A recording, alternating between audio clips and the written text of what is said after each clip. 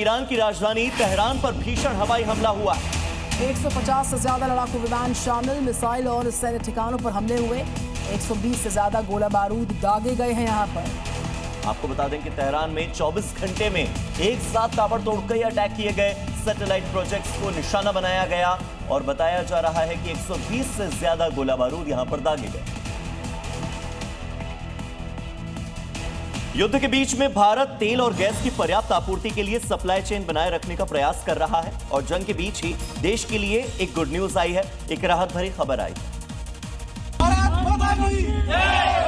क्योंकि लगभग 94,000 metric ton LPG लेकर 2 कार्गो शिप बीडब्ल्यू टायर और बीडब्ल्यू एल्म सुरक्षित भारत आ रहे हैं।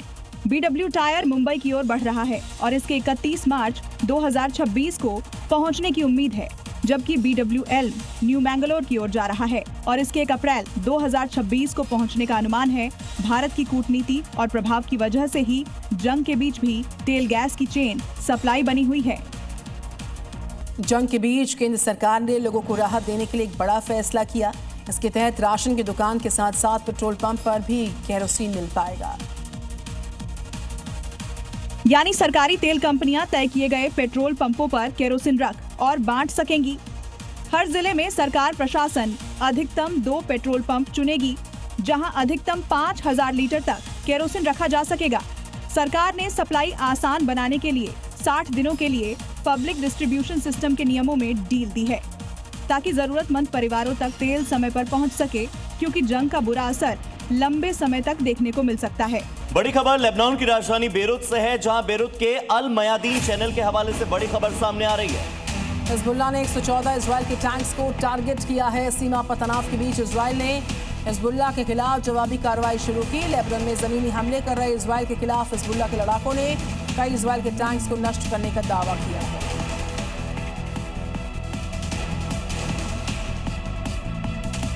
आगे आप देखिए टॉप 5 राज्यों का हाल। उत्तर प्रदेश के बलरामपुर में एक पेट्रोल पंप पर उस वक्त हड़कंप मच गया जब पेट्रोल डलवाने के दौरान एक बाइक में अचानक से आग लग गई। कुछ ही सेकंड्स में बाइक जलकर राख हो गई। हादसे में बाइक सवार बाल बाल बचा। वाराणसी की दाल मंडी में प्रशासन का बुलडोजर चला है। रविवार को 300 मकानों को ध्वस्त किया गया। मुनादी और चेतावनी के बाद हथौड़ा कार्रवाई और बुलडोजर एक्शन से व्यापारियों में हड़कंप मच गया। उत्तर प्रदेश के बहराइच में दर्दनाक सड़क हादसा हुआ। नानपारा इलाके में पिकअप और बाइक की आमने सामने से जोरदार टक्कर हो गई। बाइक सवार 3 युवकों की मौके पर ही मौत हो गई। हादसे के बाद पिकअप भी खाई में जाकर गिर गई और ड्राइवर को भी गंभीर चोट आई। प्रतापगढ़ में प्रेम प्रसंग में एक युवती मोबाइल टावर पर चढ़ी। बड़ी मुश्किल से जिद करके वो अड़ी रही। आखिरकार हाई वोल्टेज ड्रामे के बाद प्रेमी मौके पर आया और युवती को नीचे उतारा गया। कुपवाड़ा में शहीद हुए सीतापुर के लाल इंद्रजीत का पैतृक गांव में राजकीय सम्मान के साथ अंतिम संस्कार हुआ। इस दौरान इंद्रजीत के अंतिम दर्शन के लिए पूरा गांव उमड़ पड़ा। शहीद अग्निवीर को नम आंखों से अंतिम विदाई दी गई।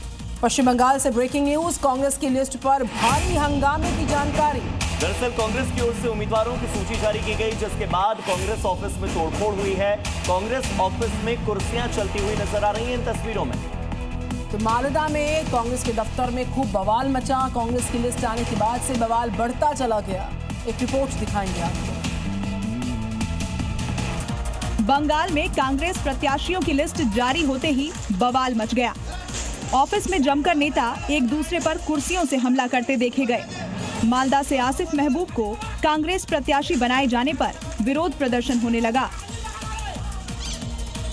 कांग्रेस कार्यकर्ताओं ने कार्यालय में तोड़फोड़ करने के साथ ही रोड पर टायर भी जलाए। विरोध कर रहे कार्यकर्ता आसिफ को प्रत्याशी बनाए जाने पर नाराज हैं।